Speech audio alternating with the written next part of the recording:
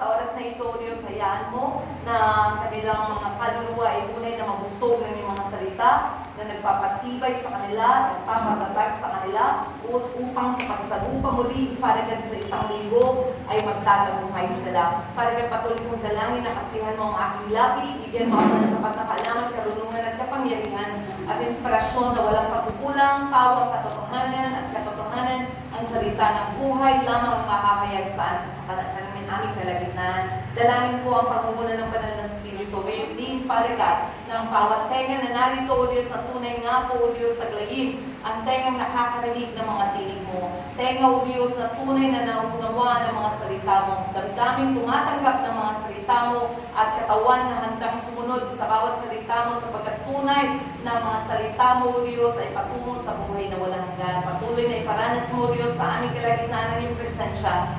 Mangusap ka at patuloy, Father God, na hipuin ang bawat isa. Pinagkakatiwala namin ang pinakamataos na oras na ito sa pangalan ng aming Panginoon Jesus. Amen and amen. Hallelujah.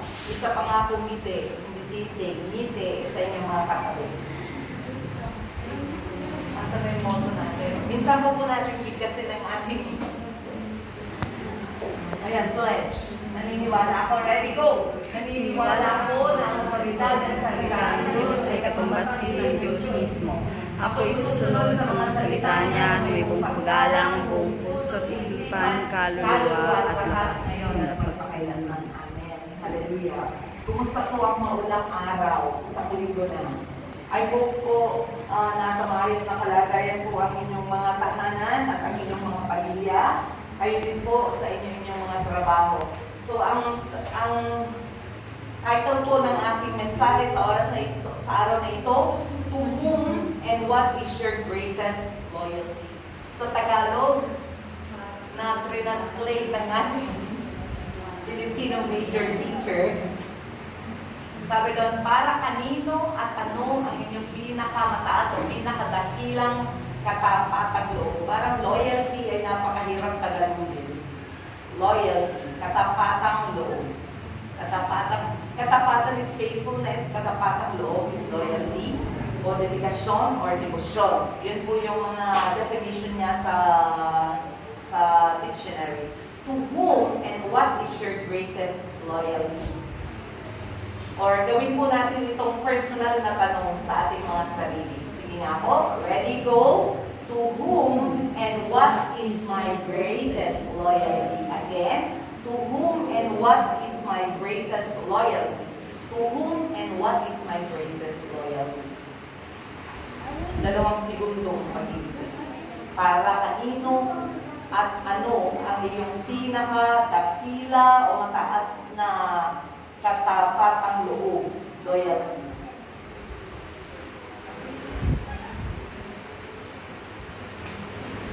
Naririnig po natin palagi na sinasabi ng marami, life is too short. Agree o disagree? Agree. Life is too short. Kung sa physical na buhay ang ating pag-uusapan, tunay nga po na ang buhay po ng tao ay napakaikli.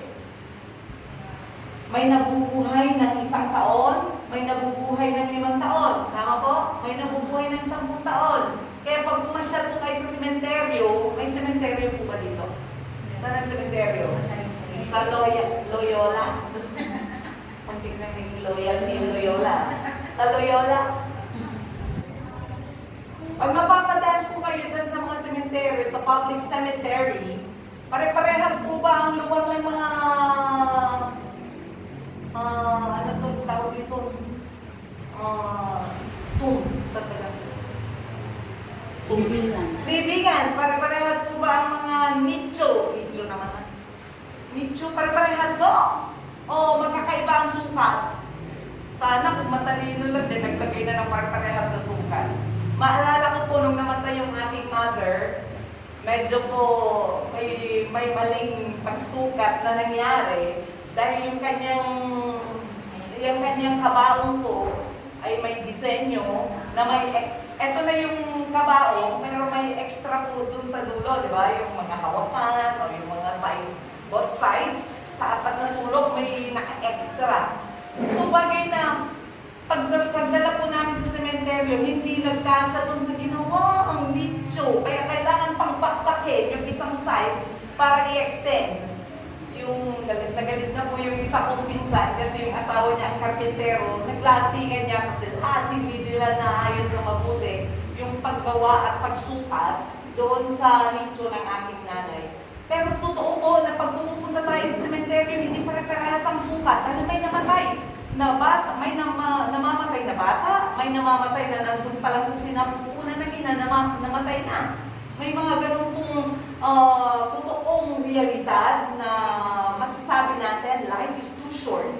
So, kumpara sa pinag-uusapan natin sa spiritual na kalagayan, sa spiritual realm, sa bagay po na ino-offer ng ating Diyos na buhay, ay pumapatungkol po ito sa eternity or tinatawag na walang hanggan, na walang katapusan na buhay. At yun po yung gustong ipamana at ibigay sa atin ng Diyos. At tunay nga po, ang bagay na eternity kumpara sa buhay na too short na pinag-uusapan natin dito is very like that. Kaya ang Biblia nagsasabi na ang buhay ng tao ay katulad sa mist, sa hamog, dyan sa labas. Nakakita na po ba kayo ng hamog? Yes. O baka tanghali na kayo gumising kayo ni hamog, hindi nyo alam ang itsura. Yung hamog, ano mo yun? Yung sa face shield, sa windshield, dun sa mga sasakyan, makikita mo dun yung hamog.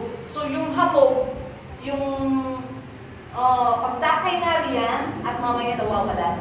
Ganun po kaiksi ang buhay ng tao. Hindi po yung parable, yun po ay reality na ganun lang po ang buhay ng tao. Katuldo, napakaliit kumpara sa tinatawag na eternity. Eternity ay hindi po 10,000 years. Eternity is not 100,000 years. Eternity is not 1 million years. Kaya ang million years nakakount mo pa. Ang trillion years nakakount mo pa. Pag pinag-uusapan po ang salitang eternity o eternal life, ay bagay na wala na pong counting. Yun po yung ipinapaunawa sa atin ng Diyos na bakit tayo lumalapit sa Diyos? Because we are aspiring for that eternal life na tanging ang Diyos lang makapagbibigay sa atin. Amen po? Amen. Kaya ang pag-ikukumpara po natin ng dalawang klase ng buhay, lower life and higher life. Narinig niyo na po ba yung comparison ng dalawang buhay na ito? Lower life and higher life. Paano niyo po ba ini-spend ang inyong mga buhay? Are you dedicated doon sa bagay lamang ng lower life na tinatawag? Na you are just mindful, iniisip niyo lamang ang mga bagay na pansarili mo. Iniisip niyo lamang ang mga bagay na para sa pisikal na kalagayan ng pamilya mo. Yung iniisip mo lang ang bagay sa trabaho mo. And that is what we call in the book, in the word na lower life. But what about yung higher life? Na ine-emphasize ng Bible na kailangan natin i-consider higit sa lahat kaysa sa lower life na meron tayo. Dalawa tayo, isa tayo physical at saka spiritual. But then, kailangan po natin ma-awaken about sa reality ng dahilan ng Diyos kung bakit niya tayo nilikha for us to consider not only sa lower life but the higher life na ginugusto niya. Amen po? And higher life is connected to our soul. Higher life is connected to our relationship in the church. Higher life is connected to our God. Higher life is connected to heaven. Higher life is connected to eternity. At bagay na hindi po natin yun pinag-uusapan sa school. Dahil ang pinag-uusapan pa rin sa school is connected to lower life. Unless na makatagpo ka ng isang teacher na totoong naiintindihan at naranasan ang bagay na ito patungkol sa higher life, na pwede mag-spend ng time ang teacher na ito na i-gather ang kanyang mga munting mga estudyante para turuan sila ng salita ng Diyos. Naging teacher din po ako. Nag-teacher po ako ng kinder, nag-teacher ako ng elementary, nag-teacher ako ng college, nag-teacher ako ng mga matatanda ng mga tao. Kaya alam ko po na bilang guro, may responsibilidad ako na ituro ko kung ano yung subject matter supposedly na dapat ituro sa oras na yon at ginagawa ko naman po. But then, nakikita ko po yung pangangailangan ng mga kabataan na ito that they need also to hear the Word of God. Kaya whenever nagtuturo po ako ng geometry, dahil sa usapan ng, alam niyo yun, yung mga araw na yun, yung may beginning, may ending, yung ano yung row na yun, nakalimutan ko tuloy sa tagal na, no? Infinite line. Ano yun? Infinite line. Infinite line, yung may arrow na ganun, may beginning at may walang hangganan, may arrow na ganyan. So, tinuturo ko po yun sa geometry. But after that, na-relate ko po ang eternity about the Word of God, about God, when it turns to that line na may yung walang both na sa Diyos lang po magre-refer, yung arrow na yon na parehas sa dulo, walang infinite and infinite din dito sa kabila. Diba? Kaya po, let's consider higher or give consideration sa higher life dahil po, things na temporal, things na nakikita ng mga mata, ay only until we are living on this earth. Habang nandito lang tayo sa mundong ito, na yung mga lower life na yon, mapapakinabangan natin. Your relationship to your husband, your loyalty to your husband, hanggang kailan lang ba yun? Hanggang lang buhay ang isa sa inyo. Pero pagpatay na, absuelto ka na. Tama? So, ibig sabihin, yung binding ng kasalan nyo bilang mag-asawa sa bansang Pilipinas ay magiging binding lang yung kasal na yon until buhay kayong parehas. Pero sa ibang bansa kasi, sa Amerika or sa Korea, may tinatawag na divorce na pag humarap kayo sa husgado, pag nag-agree kayo sa isa't isa, pwede nang matigil yung relasyon na yon na legal sa bansa nila. Sa bansa naman natin, we have the legal separation at we have the annulment na tinatawag. At alam po natin na ang annulment, tinuturuan ko na ba kayo ng counseling? Marriage counseling. Ang annulment po ay napakamahal. Kailangan mong gumastos ng mga, ihanda mo ang kulang-kulang. Sobra. Hindi ko lang pala 200,000 to 300,000 na or $500,000 siguro pababa ang kailangan mong ihanda. Yun po ang pwede sa ating bansa. Legal separation and yung annulment na tinatawag. Kaya pag pumasok po kayo sa isang kasalan, hindi katulad ng isang pagkain ng mainit na kanin, ano sabi doon? Parang burama yun parang movie yun Isusubo at mamaya ay. So yun po yung sitwasyon ng mga nangyayari na tunay po na hindi mo basta-basta na pag yung ganon, may proseso po ang ating bansa sa mga bagay na yun. But ang gusto ko pong i-emphasize dito, it's good to be loyal to your husband. But when your husband ang nag-create o siya yung gumagawa ng paraan na ikaw po ay malayo sa Diyos, to whom will you give your loyalty? Will you be loyal to your husband? Or will you be loyal to your God? I mean, sa pagsunod po natin sa kalooban ng Diyos, dahil gusto natin ng walang hanggang buhay na maranasan po natin, you have to struggle and to fight for it. Kailangan mo pong ipaglaban ang bagay na ito. Pwede na ang hahadlang sa'yo para makamtan mo ang buhay na walang hanggan, pwede kasi, at sinasabi na rin ng Biblia, na mga mahal mo sa buhay. Tama o mali? Sino ba ang number 1 na maghahadlang sa'yo? Si kapitbahay pa? Pakialam naman niya sa buhay mo.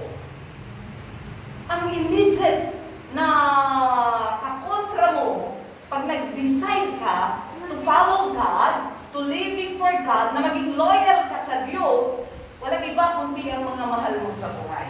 Kaya nga, pag hindi po natin kayang ipaglaban ang Diyos, at hindi tayo, mas loyal tayo sa ating asawa, hindi mo kakayanin mamuhay ng isang pananampalatayang pinalulugdan ng Diyos. Kaya nga, sabi ng ating Panginoon Jesus, naparito ako hindi upang magbigay sa inyo ng kapayapaan, kundi naparito ako para pag-awayin. Sino ang pag-aawayin? Sino pag-aawayin niya? Ang asawa at ang kanyang asawa. Ang pag-aawayin niya ay ang anak na babae at ang kanyang ina, ang anak na lalaki at ang kanyang asawa, pwede rin ang asawa niya babae, asawa niya lalaki, dahil light and darkness cannot go together. Laging may clash na mangyayari. At sino po ang nagpapasensya? Sino po umuintindi kundi yung nasa liwanag? At sino po ang dapat manalo? Ang liwanag o ang kadiliman? Kaya nga pag isang mananampalataya nandun ka sa isang tahanan na ikaw lang ang nag-iisang mananampalataya doon, sobra-sobra, todo ang maririnig mo sa mga kasambahay mo, di po ba? Simbahan ka na lang ng simbahan, simbahan ka na lang din naman ng simbahan, basa ng mga Biblia, panalangin ka na lang ng panalangin, kasi hindi mo naman na kasi alam magtutupi ng iyong pinaghigaan. Dahil nga, bagay naman yun na may pagkukulang tayo doon sa bagay na yun. I mean, pag isang totoong mananampalataya, you will be salt and light in your family, salt and light in your community. Bagay na hindi makakapanaig ang kadiliman kung ikaw ay liwanag. Tanungin ko kayo, pag mamaya, pag sapit ng dilim, ano lang ba ang makapagpapalayas sa dilim? Liwanag! Pwede mo bang hipan? Hindi mo naman pwedeng hipan ng dilim. Talagang liwanag. Kaya po ang buhay ng mananampalataya, dahil ikaw ay nasa liwanag, supposedly, darkness will fight against you. Tama? Maririnig mo ang iba't ibang salita, balitaktakan na sasabihin nila against you. Kasi nasa liwanag ka, nasa spotlight. Lahat na lang makikita sa'yo. Lahat na lang ng kamalian mo makikita sa'yo. Kasi nandun ka, na tinatawag na nagliliwanag doon sa tahanan na yun. Kaya dapat ang pasensya nasa atin, ang pag-unawa nasa atin. But my point here is your loyalty. It's good to be loyal to your family. But when your family created things na nakukuha nila ang mas higit na atensyon kaysa ang atensyon mo o relasyon mo sa Diyos, bagay that you are doing things na tinatawag na family idols. Alam niyo yun? Akala niyo, ang idol lang kilala yung artista, BTS. Ang idol po ay yung mas higit niyong pinaglilingkuran at minamahal ng higit kaysa sa ating Panginoon Jesus. Meron po ba? So, pinaglilingkuran niyo ng higit ang inyong mga girlfriend o boyfriend ng higit sa ating Panginoon Jesus na pwede ka lang umabsent para lang sa date niyo ng yung girlfriend o boyfriend, meaning you love your girlfriend, you love this guy more than God. Bagay po na God is so jealous. Sa Tagalog, naninibog po, mapanibughuin po ang Diyos. Dahil may karapatan siya sa iyo at karapatan sa akin, na kailangan po ang ating atensyon, una sa lahat, higit ang loyalty natin sa Kanya. Amen po ba? What else? Of course, alam mo naman na sa Pilipinas, napaka-strong ng ating relationship with regards to our family and relatives. Kaya pagkasalan, anong araw ang kasal? Linggo karamihan. Then linggo, may ministry ka sa church o kahit pa wala kang ministry. Yung time supposedly na worship na 10:30. At yun din naman ang wedding time, 10 o'clock. Where is your loyalty? Pupunta ka ba doon sa kasalan? Dahil marami talaga silang sasabihin, yung pamilya na yan, ng kanto. Castro? Ano ang pinito mo, Sister Marie? Kano. Paano rin ang Kano? Wala nang pakialam sa pamilya natin. Hindi na dumadalo ng mga gathering ng mga pamilya natin. Iba na sila kasi. So bagay na parang pag ipinakita mo ang loyalty mo sa gawain ng Diyos at sa ating Diyos, bagay na you become enemy. Tama? Kaya pag hindi mo matatag at malakas ang loob mo, hindi mo kayang ipaglaban ang pananampalataya mo. Kaya it's a matter of you have to know kung saan po dapat ang pinaka-highest or greatest loyalty dapat natin ibigay. At yun ay walang iba kundi sa namatay para sa iyo at namatay para sa akin. Amen po ba? Amen. We must give our highest or greatest loyalty to the one who died for you and for me, and that is our Lord Jesus Christ. Amen? Marami kang mababasa sa Facebook. Mahal ka lang ng mga tao pag mapera ka. Pag wala ka ng pera, hindi ka na nila kilala. Si John Regala ba yun yung latest na natutpo? Alam nyo lahat, update kayo kasi kala nyo hindi lamang pagsamba sa Diyos-Diyosan ng idolatry. Smartphone, lahat, obsessed. So I mean, yung napapanood natin ngayon na kay Rafi Tulfo about kay John Regala, na alam po natin at napanood natin yung mga movies niya before. Marami pa siyang pera noong mga panahon na yun, marami siyang kaibigan, pero nung wala na siyang pera, naghirap na siya, nagkasakit na siya, asan na po sila lahat ngayon. So ganun po ang tao. So makukuha mo yung loyalty ng mga tao pag marami ka pa, mabango ka pa, ano pa? Maganda ka pa, ano pa? Kaya nga po, huwag natin ibuhos ang ating lahat ng lakas, lahat ng meron tayo sa mga tao na nawawala din ng kanilang loyalty sa iyo. Bagay na. Let's be more loyal to God more than to anything or anyone else. Amen po. So, ang Biblia, patuloy po natin na sinasaliksik ang Biblia dahil po ito po ang basihan ng standard of living or canon. Canon, pag sinabing canon, standard of living. Kaya whenever we read the Bible, nag-struck ang mga mensahe ng salita ng Diyos sa ating mga puso dahil po ang salita ng Diyos ay katulad ng magkabila ng talim. Napakatalim, sumusugat. Sumusugat dahil nga po sinasurgery niya ang mga excess baggage, excesses. Yes. Sinasurgery niya yung mga cancerous part dun sa ating kaluluwa, sa ating pong mga nerves, na bagay po na hindi nararapat at hindi nakakatulong para sa ating kalalagong spiritual. Kaya tumutusok talaga sumusugat. Pero nahihilom naman yun at tayo po ay napapabuti. Kaya nga po whenever we face sa Biblia, pag humaharap tayo sa Biblia, ihanda mo na yung mga sarili na masaktan, masugatan, subalit pagagalingin ka naman at palalayain ng Diyos. Amen po? Dahil ang mga salita ng Diyos ay patungo sa buhay na walang hanggan. Kaya tayo po bilang mga Bereans, we examine the scripture every day at tinitignan po natin yun, chine-check po natin yun, giving the highest authority to the Bible dahil ito po ang tinig ng Diyos sa ating lahat sa mga panahon na ito. Amen? Kaya whenever we read the Bible, ito po yung mirror natin. Ano pa ba yung mga excesses na meron tayo sa ating mga buhay, bagay na kailangan natin i-trim, kailangan natin i-cut. Kahit pastor, kami din po ay hindi perfecto. Ako din po ay hindi perfecto. Pero bakit kaya ganun Yung mga ginagamit ng Diyos, mga imperfect person, walang mga saysay, subalit binigyan ng kabuluhan ng Diyos nung nagpagamit sila. Kasi wala po kaming may pagmamalaki sa harapan ng Diyos kundi siya lamang. So bagay po na huwag niyo din isipin ang pastor nyo o mga leader nyo perfect na kagaya ng ating Diyos. Tayo po lahat ay may imperfection. But then, in the Bible, God is truly, tinitrim niya yung mga imperfection na yun, minumold niya tayo to become like Christ. Amen po? Dahil ang Biblia ay tumutukoy sa ating Panginoong Yesus from Genesis to Revelation. It testifies to Jesus at si Jesus nga po ang ating idolo. Si Jesus po ang ating standard. Si Jesus po ang ating sinusundan. Kaya nga, to be a disciple of Jesus, we are following the step of the Lord Jesus. At yun po ang Biblia. Bagay po na when we believe in Jesus, parang tipo na tayo po ay naging baliw sa harapan ng maraming tao.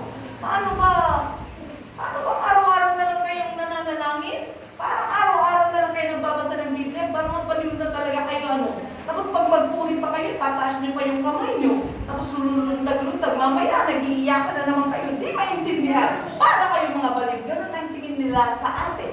Tayo din naman, ang tingin naman natin sa mga taong walang panahon sa Diyos, hindi po naglilingkod sa Diyos. Parang awa-awa naman ang buhay mo.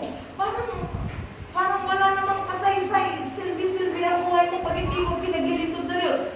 Sino ba talaga ang baliw sa mundo ito? Sila o tayo? So, things na bagay po na even in this world, hindi po natin mahahawakan ang tinatawag na mga normals na tinatawag in this world. Everything changes, but the word of God remains. Ang bago ngayon na new normal na tinatawag, bagay na new normal talaga o abnormal? Kayo nga magsabi, sumagot. Bawal ang nakaangkas. Tuloy nahirapan kayo sa mga pamasahe, Pero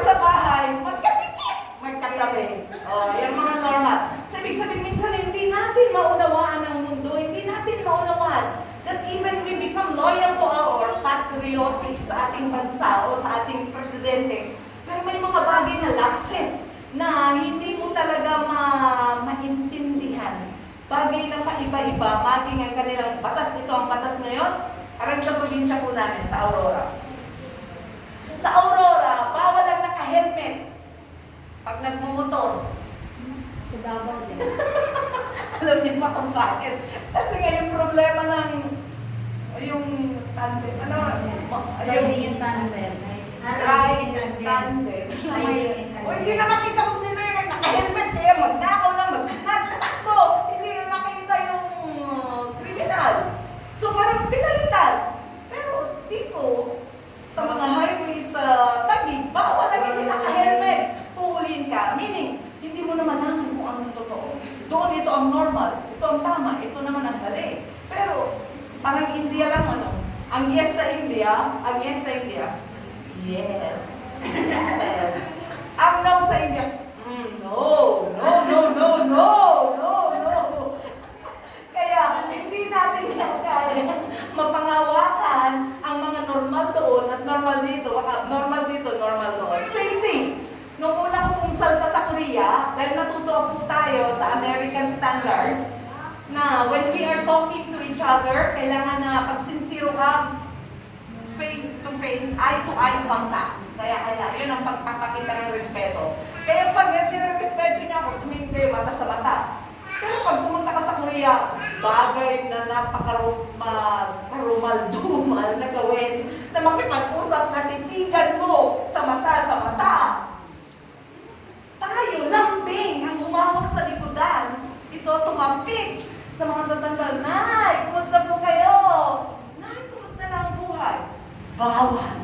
Dahil pagpakakita yun ng di pagrespeto sa taong yun, hindi mo na malaman, kaya ang hirap na maging bago. Kasi nga, ako gusto ko ipakita yung lambing ko dun sa katrabahuan ko, saka yung isang elder dun sa church. No, don't do that. Naman. Sabi nga, bagay na hindi mo na malaman. So in this world, yung sinasabi nating normal or new normal, bagay na wait for the changes. Kasi yun lang naman ang constant in this world. But then, bakit tayo nagtitiwala sa Diyos? Bakit tayo dumidepende at binibigay ang loyalty sa Kanya? Kasi God never changes. Amen po? God never changes. Yung promise niya sa atin na pangako niya, na buhay na walang hanggan na pinapangako niya sa atin pag mananatili tayong tapat hanggang sa wakas, ipaparanas naman niya yung bagay na yan. Amen? Kaya nga, sa ating pong pagbibigay ng paggalang sa ating Diyos, sa ating pong araw-araw na pagdulog sa Kanya, sa pananalangin at pagbabasa ng Biblia, patuloy po na nag-anayos tayo dahil gusto natin na maposes po natin yung pangako niya na buhay na walang hanggan na yun. Amen. Now, doon po sa topic natin about sa issue ng life po ni King Josiah. Paano ba ito na? Josiah? Josiah. Hindi naman Hosea, iba naman si Hosea. Josiah sa Tagalog, Hoshas. Josiah sa Ingles.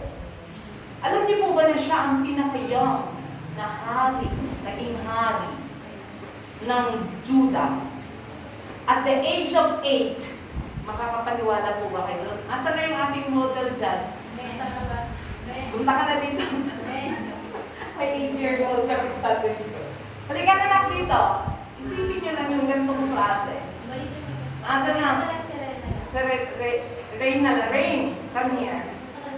Wala na, natakot na yung alaga ni Rain. Wear your mask. Siya po, ay, 9 years old ka na, no? Siya po si Rain. 9 years old. May model ako 8 years old. Umuwi na natakot daw maging model. He's 9, pero si Josiah ay 8 years old nung naging king. Kasi na-assassinate po yung kanyang dad, yung kanyang father na Kari, at pumalit dahil siya lang ang anak na lalaki at siya yung papalit. Dahil ganun po ang estilo ng kanilang monarchy, no? Ganyan.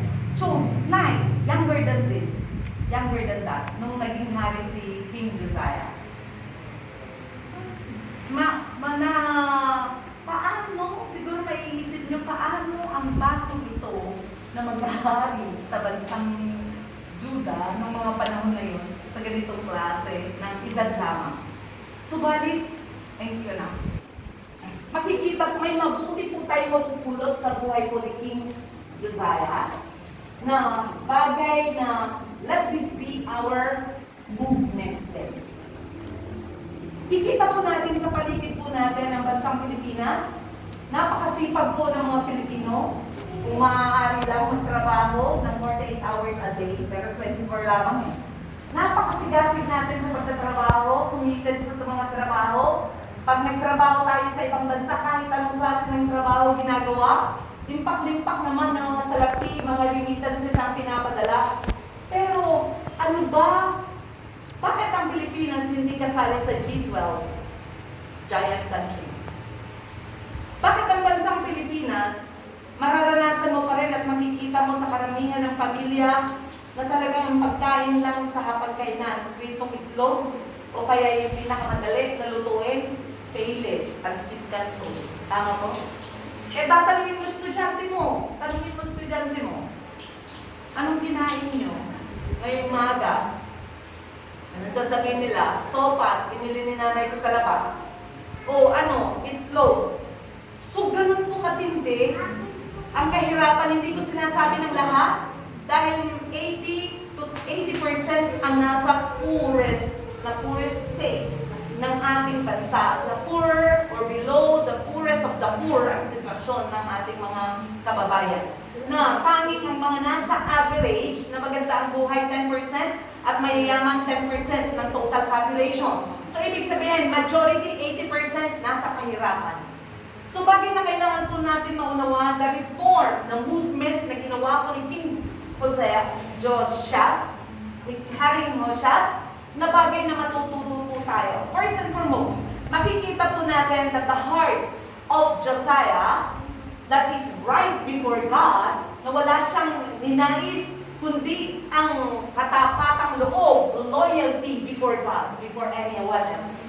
So bilang hari, napakahirap na paghaluin ang political at at the same time, spiritual. Dahil alam po natin kung gaano kadumi sa political unit at sa departamento na yan ng ating lipunan. Alam po natin na hindi mo maiwasan, sasabihin nila na mapapagkompromiso. Alam mo yung salitang kompromiso? Dahil ito na yung kalakaran, ito na yung sistema, bagay na yun po yung kalakaran. But then makikita po natin kung gaano po itong napakabata na hari na ito. Of course, kaya ba naman yung gumawa ng mga bills, mga batas na ipapatupad? Meron siyang mga advisors, of course.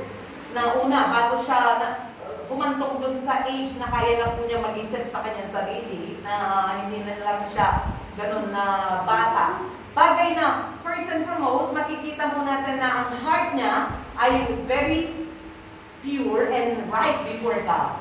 Na nagnanais po siya na ang kanyang bansa, ang kanyang bayan, ay tunay ng tatalima sa salita o kautusan ni Moses. Those time, of course, ang pinaiiral ay kautusan ni Moses. At alam natin, according to Joshua chapter 1, verse 8 and 9, basahin niya po natin. Of course, alam niya to, Joshua chapter 1, verse 8. Ito yung pinapanghawakan din ni King Josiah. Joshua chapter 1, verse 8.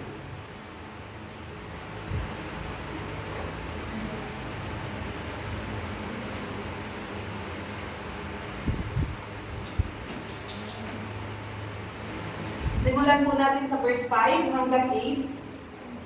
Sabi dito, walang makagagapi sa iyo habang ikaw ay nabubuhay. Sasamahan kita gaya ng pagpatnubay ko kay Moses, hindi kita iiwan, hindi pababayaan man. Magpakatatag ka at lakasan mo ang iyong loob, sapagkat ikaw ang mamumuno sa bayan ito sa pagsakop nila sa lupaing ibibigay ko sa kanila. Ayon sa aking pangako sa inyong mga ninuno, basta't magpakatatag ka at lakasan mo ang iyong loob, sundin mong mabuti ang buong kautusang ibinigay sa inyo ni Moses.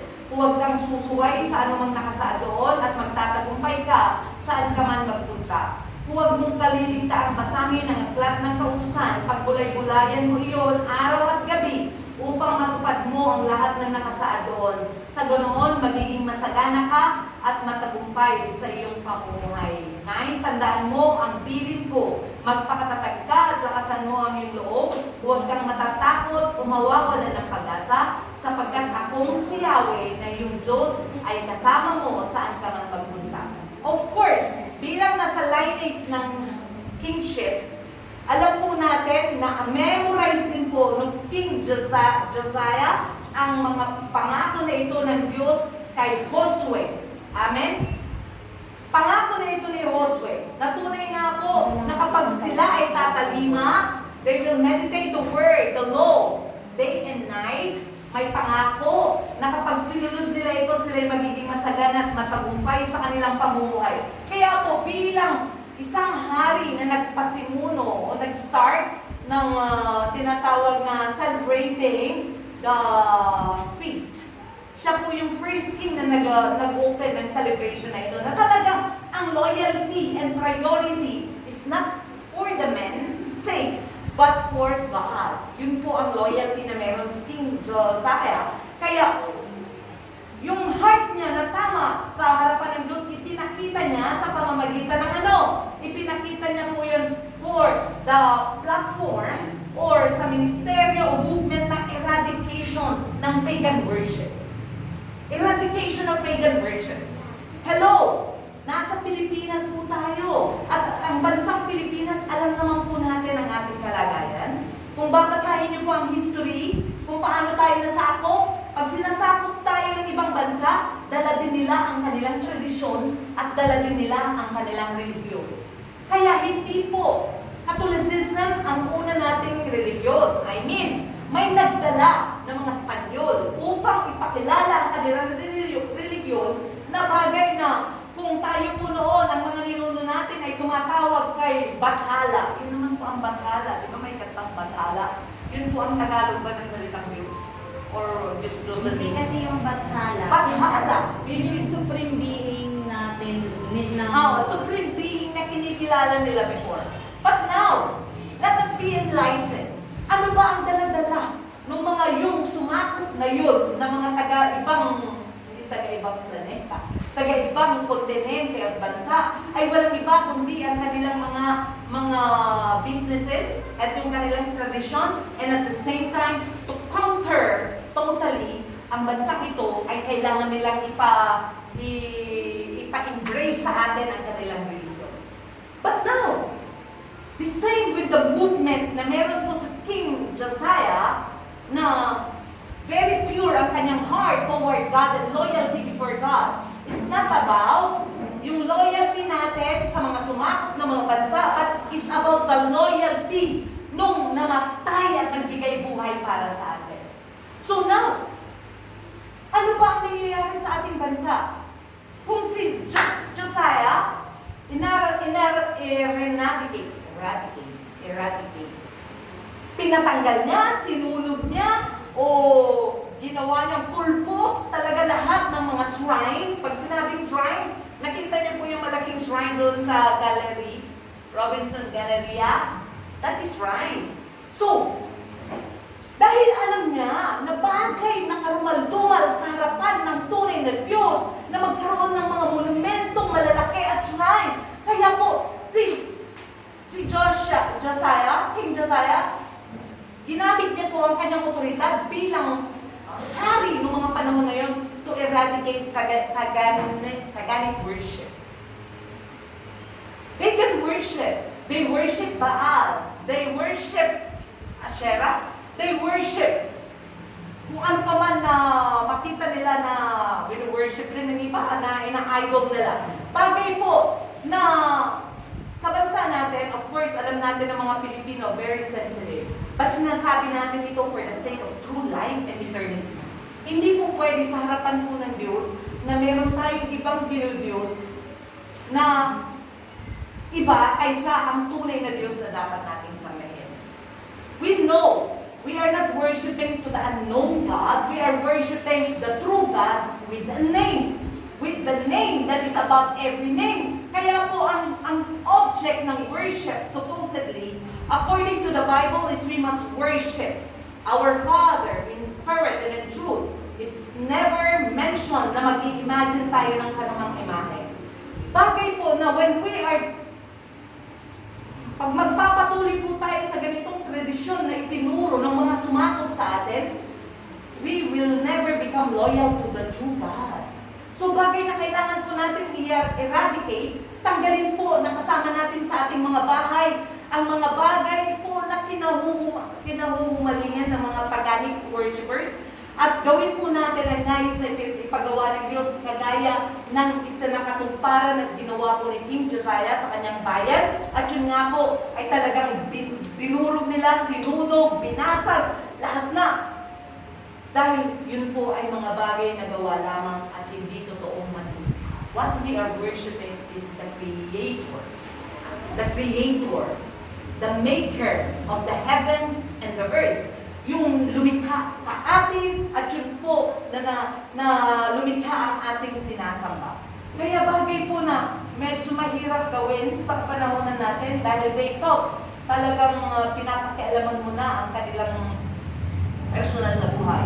Hindi po natin ito sinasabi bagay na para saktan ang damdamin ng mga tao, kundi i-enlighten na bagay na tradisyon na ipina-handed down ng ating mga ninuno. Kung hindi po ito tama, if you are really loyal to God at gusto nyo po na ang buhay nyo kalulugdan ng Diyos, pagpapalain ng Diyos, let's start to eradicate paganic worship. True. Kaya natutuwa ako sa mga kapatiran na talagang meron kayong pagmamalasakit na talagang ma-evangelize ang inyong mga magulang, lola, mga kamag-anak, na yun pa rin ang pilit na ini-insist na gawin na tradisyon na ipinipilit. But tradition, relying to tradition or maging loyal sa tradisyon na ipinagkatiwala ng ating mga ninuno, hindi po kayo makakaasa ng buhay na wala hanggan sa bagay na yan. Let's return here. Sabi dito, ano pa ang mga itinuro po or movement na ginawa po ni Josiah? Second and third is cleaning the temple and revision sa mga dapat pagandahin doon sa templo. Alam po natin kung paano nila sinira sa mga nangyaring mga war, ang templo doon, but then nakita po natin the heart of Josiah na gusto niya pong i-revive ang temple at gusto niyang malinis ang templo. Bakit po natin ginagawa ng ating templo, ang tahanan ng ating Diyos ay maganda? Of course, tahanan ng Diyos. Pwede ba naman ang Diyos ay banal? Gagawin ba natin ang tahanan ng Diyos marumi? Kaya napakaganda ng movement ni King Josiah na gusto niya na ang tahanan ng Diyos malinis.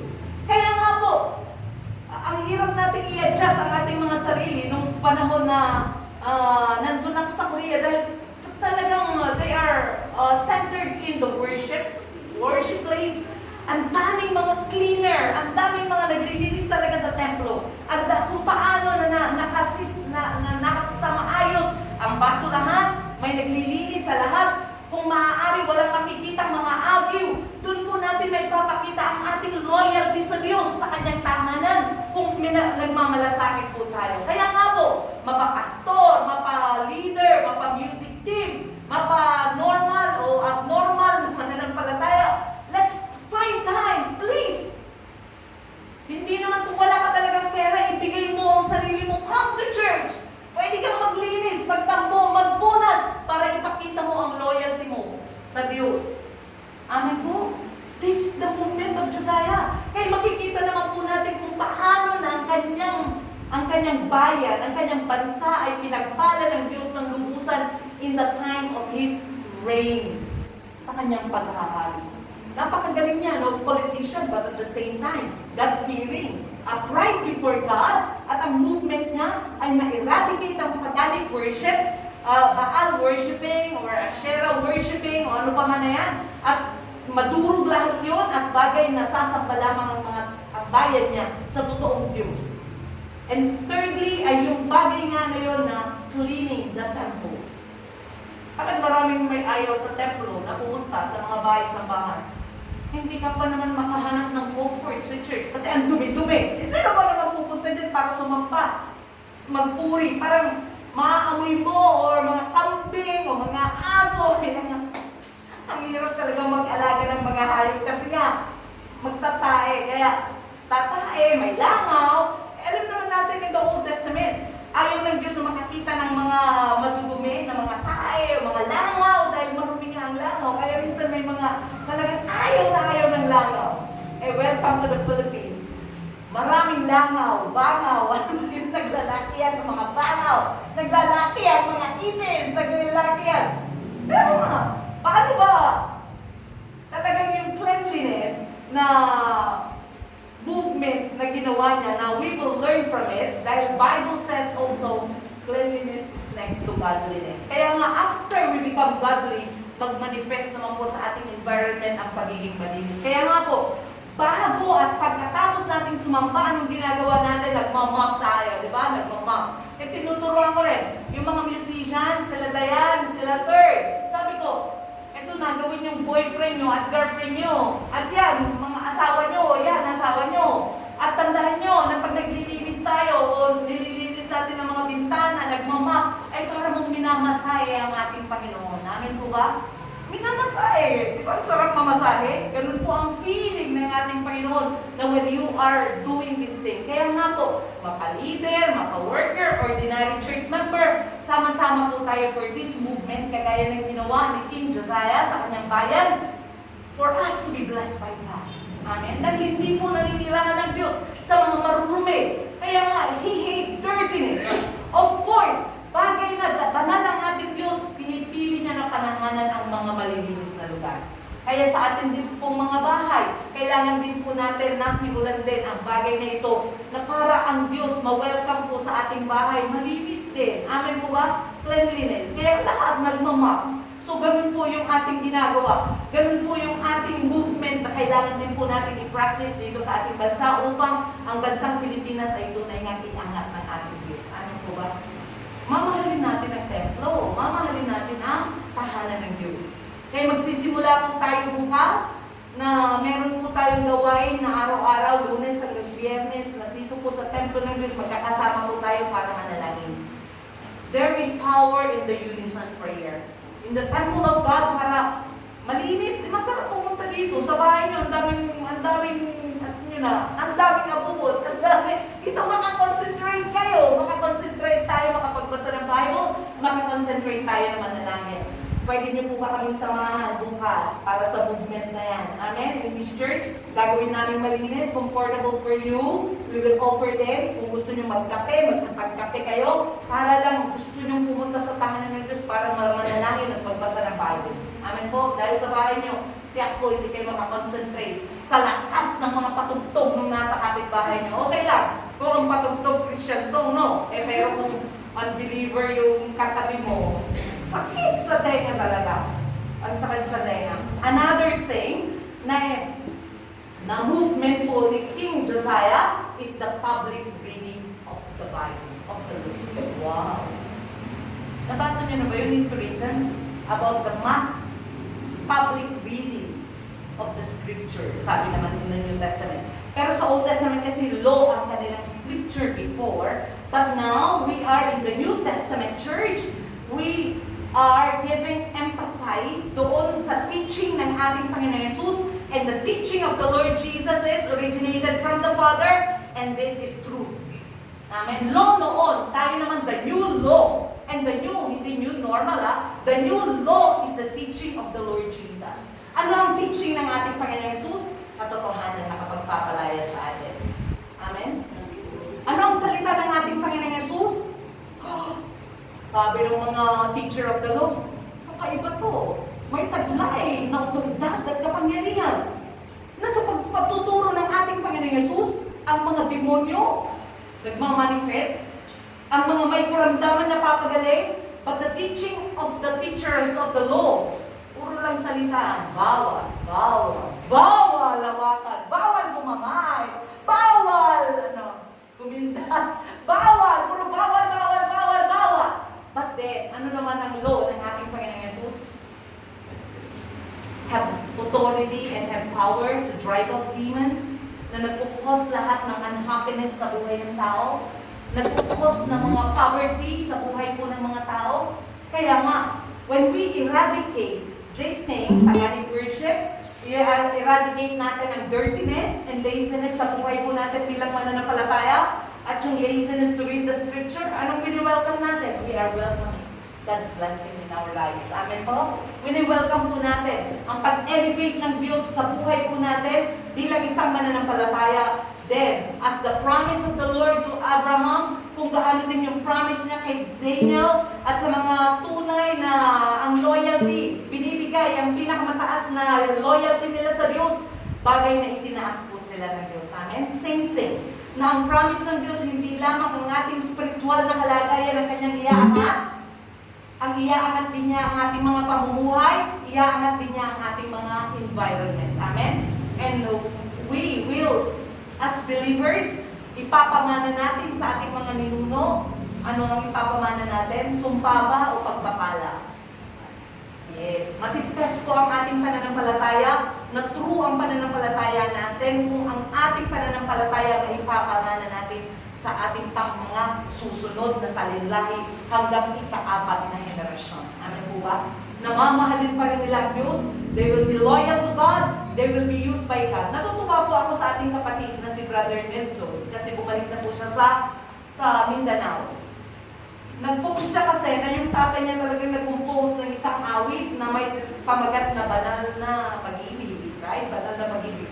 Ang galing yung boses. Sabi ko, bro, may pinagmanahan pala talaga. Sabi niya, second generation ka na pala, bro. Hindi lang pastor, third generation. Sayang, yung pa naman ang mga hinahanap sana eh. Third generation. Ganun po kasi tayo magtanong, anong generation ka na Christian? So, ibig sabihin, very blessed ang pamilya dahil naging loyal sila, hindi lamang sa kanilang pastor, amen, sa Happy Church, kundi loyal sila sa Diyos na tunay nga po ang kanilang mga talento pinapagamit sa Diyos. Amen po. So, this movement, last na movement na pinursu ng ating pong example sa pananampalataya, si King Josiah, the public reading of the scripture, the public reading of the Bible, bagay po na very boring. Very boring sa buhay po ng karamihan dahil nga talaga naman, pag mga spiritual na bagay ay hindi po sa una lang yun, hindi kasiyasiyang gawin. Ang hirap kayo magbasa ng Bible. Buklatin po pangalan, tinatamad ka na eh. Diba? Kaya nga kung makikita mo sa karamihan na ang mga Bible, pag-display na lang sa mga aparador, tukador, tukador, pang-display na lang sa mga yan. But then, si King Josiah, Bible, ginawa po nila ito na movement nila sa kanyang kapanahunan na basahin po ang Biblia masa po ang public reading. So can we do that also? Sa buhay po natin bilang mananampalataya, can we spend time together? Starting on Monday, bukas po, if we want to be useful at bagay na maipakita natin ang loyalty natin sa Diyos, can we spend time po together to pray? Pero may special request po ang ating elder, ang ating kapatid, na kung maaari po ay mga adult lang. Adult, 21 years old and above. Taas ang kamay ng mga 12 years old. 21 years old. Mga 21. Ayaw mo? Pataas. 21 pataas. So ang mga nagtaas, you are very much welcome sa ating pong dawn prayer. And after dawn prayer, spend time to read the Bible. Okay? Mahirap po nag-iisa. Pag nag-iisa ka, pwedeng mag-aandap-andap ang init mo, mamaya wala na. Dahil po yung parable ng pagtaga-probinsya ko kayo, maintindihan niyo po yung parable na ito. Yung kalan natin doon, nakahoy ang panggatong, ang isang gatong, mahirap makaluto. Tama? Mahirap umapoy. Pero masiklab, parang yung sunog doon, masiklab, pagpatong-patong na ganyan, na nakaayos na ganyan, unison prayer and unison Bible reading is very stronger than to be alone. Amen po. Okay naman, magbasa ka alone. Pero para lang ganahan ba? Alam niyo yung salitang ganahan? Para kakarangkada ka ba? Nang ilang araw man lang maki-join ka, and then pagkaya mo na, you can come during your free time. Ihanda mo lang yung sarili mo, parang lilipad na space spaceship. May handa mo lang, magatungan lang ng magatungan hanggang umapoy na, hanggang nasa gitna ka na, aapoy na, amen, na kaya mo na, even mag-isa ka. Pero meron pong nagaganap na kamangha-mangha pag ang mga mananampalataya nagkakasama-sama sa mga movement kagaya nito. Amen po ba? Kaya inaanyayahan ko po kayo na dumalo sa gawain na yun, starting tomorrow po sa 5 a.m. na prayer awakening the dome. Let's awaken the dome together para maiwasan po natin ang ating mga katamaran. Pag sinimulan po natin ang pananalangin, maiiwasan ang katamaran and we will be more productive during the whole day. I'm telling you. Yung productivity ng araw na sinimulan sa pananalangin, ibang-iba sa araw na di na simulan ng pananalangin. Me, myself, ginagawa ko po 2:45, gumigising po ako ng madaling araw. I start to read the Bible until 4, and I start to pray 4 a.m. to 5 to 5:30 or 6 pag kaya pa. So, ganun po ako gumigising. 2:45. Kumusta po ang gising niyo? Dahil gusto ko po talaga itong movement na ito, ni King Josiah. Gusto ko po ang movement ni King Josiah. Kumusta na kayo dyan? Gumigising pa ba kayo ng alas 2? O alas 2 ng hapon? Alas 2 na lang tutulong. Alas 2 ng hapon! Alas 2 ng hapon, patawarin. Tayo po ay yung tumatakbo sa parang isang kompetisyon. Naikwento po nung asawa ko, yung capacity ng natatrabaho ng mga foreigners kumpara sa natatrabaho ng mga Koreano. Trinay daw po nila na i-test ang accomplishment, alam ng mga nagtatrabaho sa mga factory. Yung bilis na meron po ang mga Koreano, nakaka-30 na piraso sila nagagagawa, hindi ko alam kung isang oras yun kaysa sa mga foreigner na nakakagawa lang ng 10. Eh kung hindi ka tamad, talagang yayaman ka. 30 kumpara sa 10. Para ma-eradicate natin ang laziness, ma-eradicate natin ang mga paganic things sa buhay natin at paligid natin. Bagay na simulan natin ang pananalangin para ma-tune in po tayo. Amen po? And with the Word of God. Remember, yung pong pinag-uusapan sa Bible about the paganic worship, meron pong pagan tayo sa buhay natin bilang mga tao, mananampalataya din, na kinahuhumalingan. Sige nga, magsabi kayo, ano bang kinahuhumalingan ng mga tao ngayon, kabataan? Sabihin nyo na. TikTok. Sige pa, magsabi pa kayo, anong kinahuhumalingan? Amen. Online. I mean, ang tatapang niya mag-online selling. Di, matapang din. Dahil sabi ng Biblia, natutunan natin the other week, pag ikakahiya mo ako sa harap ng maraming tao, ikakahiya ko din kayo sa harapan ng aking Ama. So, ibig sabihin, if you are not bold enough to speak and to testify to Jesus, ikakahiya ka rin niya pagdating ng panahon. Kaya nga, kung gaano tayo katapang magbenta sa online, tapangan din natin magpatotoo ng ating pananampalataya. Amen po, nanay baby! Okay, thank you sa dinala niyong mga kaluluwa. Ganyan, gawin niyo linggo-linggo. Magdala ng mga bagong kaluluwa. Amen, Sister Angie? So, yung ating pong mga paganic thing, sige, obsession sa TikTok. Sige pa, sabihin niyo pa, obsession sa K-drama. K-drama. Obsession sa ano? Mobile Legend. Ano ba? Lazada. Ano ba? Lazada. Lazada. Sayona. Sabi namin, linggo-linggo na lang may padala sa dala. Ang linggo-linggo na lang may padala. I mean, may Lazada. So, ano ba? Nasa dugo ng mga Pilipino ang pagiging gastadora. Kaya bakit? Sabi nila, naglalakihan ng mga mall sa Pilipinas. Buti na lang, nag-COVID. Wala nang tao sa mall. Kaya yan ang mga online seller, kalimangan. Dahil nga, alam ng kaaway kung ano ang kahinaan ng mga Pilipino. At yun ay gastador. At gastador. Tama ba? Basta may paggastos. So I mean, don't spend for your lower life.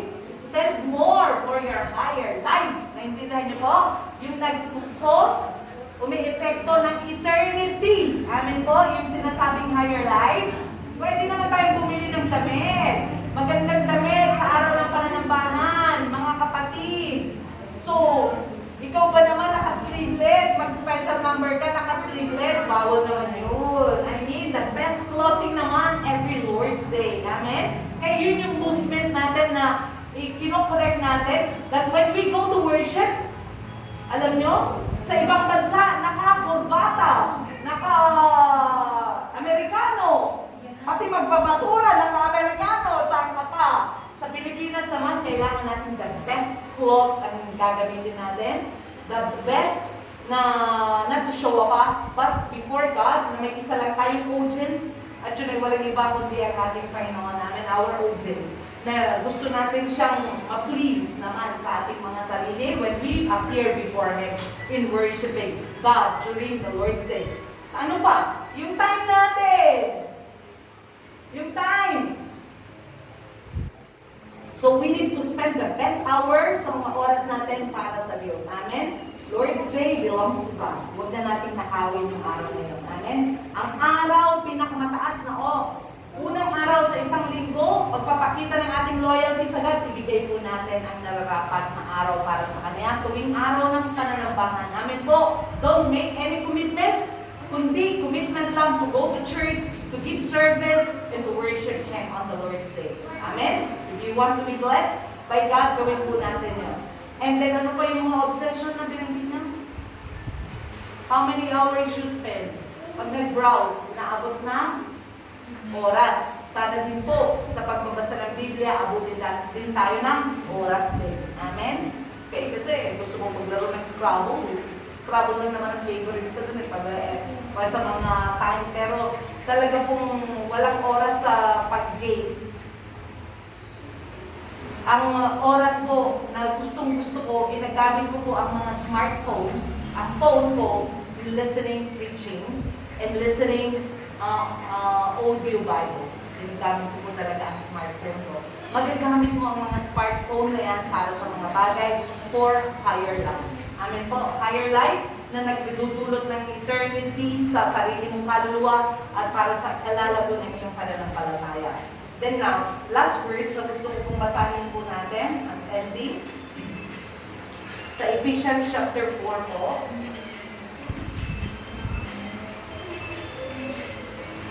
Ephesians 4:17 to 24.